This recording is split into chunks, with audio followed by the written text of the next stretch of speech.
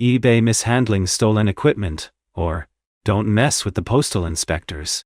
I work with a company that times races, running, cycling, triathlon, etc. The owner is a guy named John, who works at Race Timing Co. Both made-up names. At an race, some equipment was stolen. It's expensive equipment but extremely specialty. Maybe 200 people in the US use this system.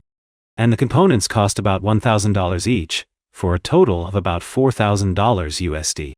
About a month later, the stolen equipment popped up on eBay. John reached out to the seller via eBay and asked that his stolen equipment be returned. The seller was a jerk, as might be expected from someone selling stolen equipment would be. He said, "There's no way you know it's your equipment."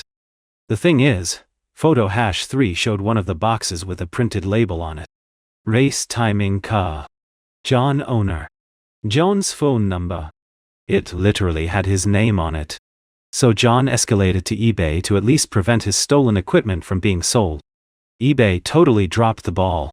They bought the seller's story that he had bought it at a mail auction for lost mail, which made no sense since the seller's info was in the same town where the equipment was stolen. The seller also tried to claim that John had no way of proving that it was his stolen equipment, except, it had his name and phone number on it. John had no evidence that the seller hadn't bought it at a mail auction, and ruled against John. So John hatched a plan. He did what any rational person would do.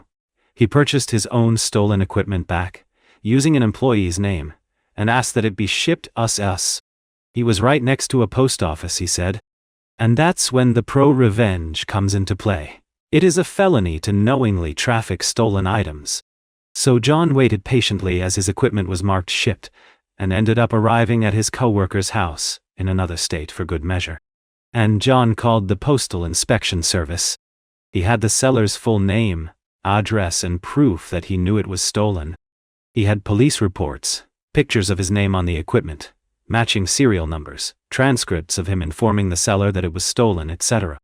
The USES inspectors knocked on the guy's door 2 days later, and reportedly found numerous stolen items.